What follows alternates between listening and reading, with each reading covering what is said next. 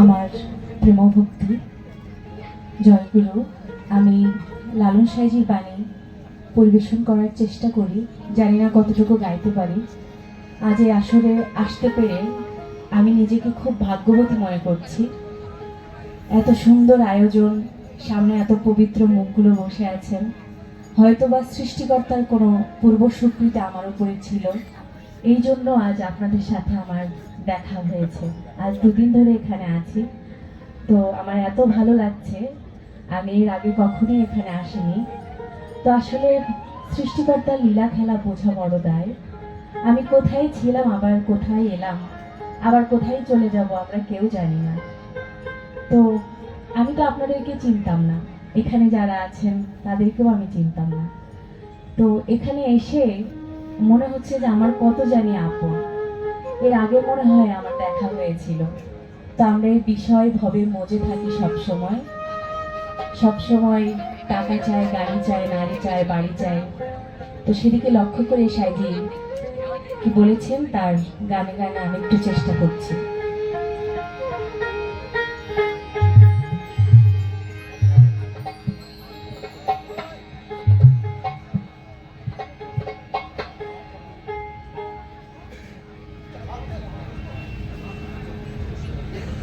মনকে বুঝাইলে বোঝে না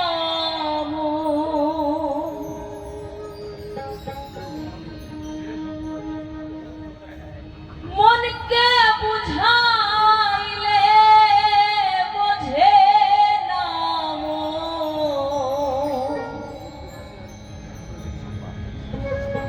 ধর্ম কাহিনী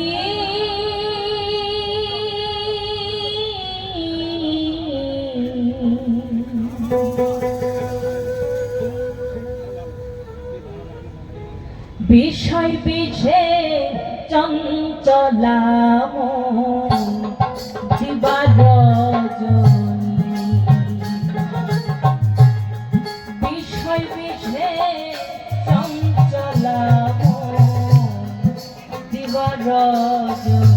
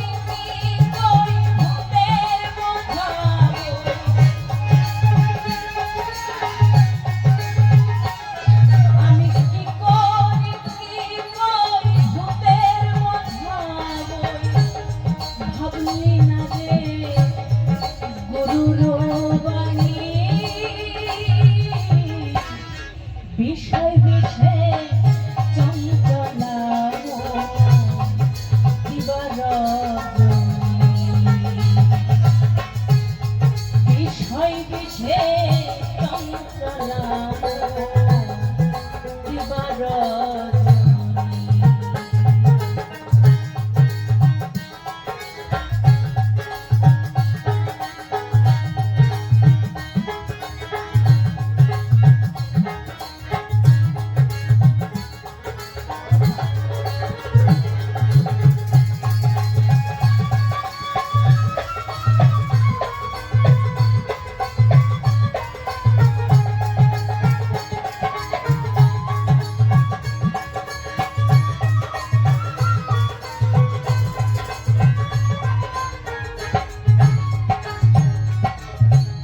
অনিত্য দেহে এত বাসা। লালন সাহেব বলছেন আমারই দেহ অনিত্য, এটা জেনেও আমাদের মনের বাসনা কিন্তু ফুরায় না। তাই তো সাহেব বলছে অনিত্য দেহে